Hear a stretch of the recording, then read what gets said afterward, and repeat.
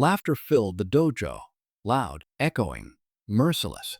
Everyone laughed, except her. A young martial artist in a spotless white gi smirked as he pointed toward the woman mopping the floor.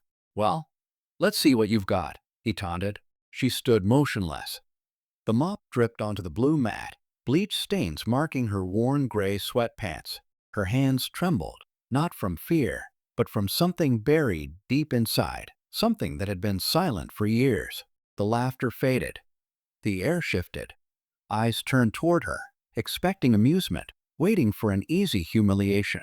But what happened next silenced them all, because the woman they overlooked every day, the quiet cleaning lady, was about to remind everyone what real strength looks like. Not the kind earned from belts or trophies, but the kind forged in pain, patience, and survival. Her name was Rosa Martinez, 43 years old, a single mother, a survivor, and the janitor at West Valley Martial Arts Academy for the past 5 years.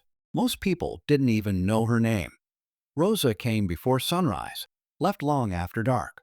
Her days smelled of disinfectant, her footsteps echoing quietly through the halls she cleaned. No one ever asked about the stiffness in her left hand, the scars hidden under long sleeves, or why she sometimes paused outside the training room, eyes fixed on the mats with a longing no one understood. 20 years ago, Rosa was one of Mexico's brightest taekwondo stars, training for the Olympics. But her dreams were shattered by the man she loved, her coach, her husband, who turned from mentor to monster. He broke her spirit as ruthlessly as he once trained her body. After years of abuse, Rosa fled to America with her little boy, Daniel. 2 backpacks, no papers, and a promise never to let fear define her again. Life here was hard. She scrubbed floors, washed dishes, did any work she could find. Then one day, she found West Valley Academy. The pay was small, but it brought her close to the world she once loved. She told no one about her past.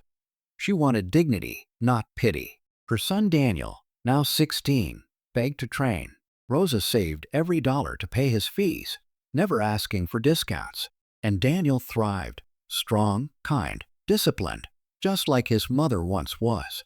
That afternoon, the gym was packed for a special demonstration. Parents watched proudly.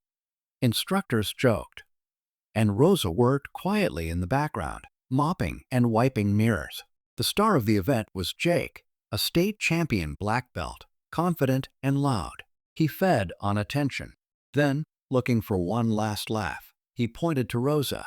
"How about you?" he teased. "Want to give it a try?" The room burst out laughing. Rosa froze, unsure if she should smile or leave. Jake grinned wider. "Come on, let's see what the cleaning lady's got." Something in Rosa's eyes changed.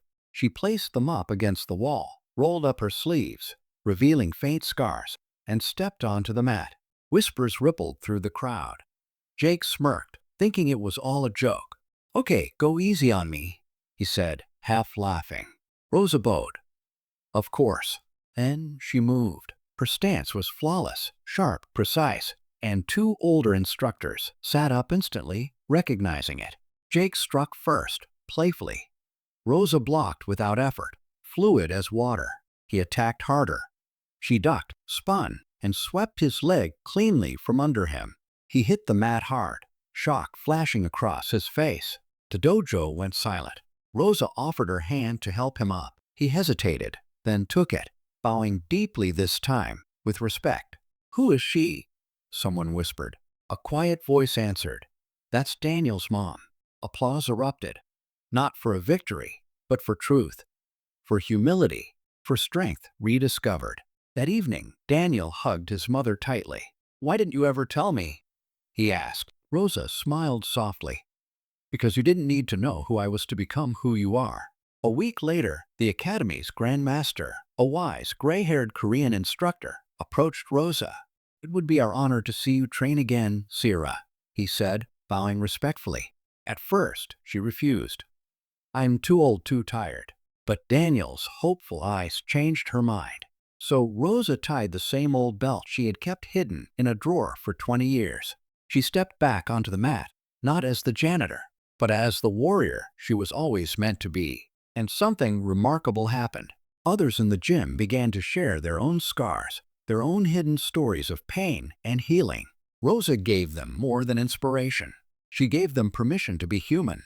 If this story touched your heart, if it reminded you that strength often hides in silence, please like, comment, share, and subscribe to HOA Chronicles. And in the comments, write, "I see you, Rosa."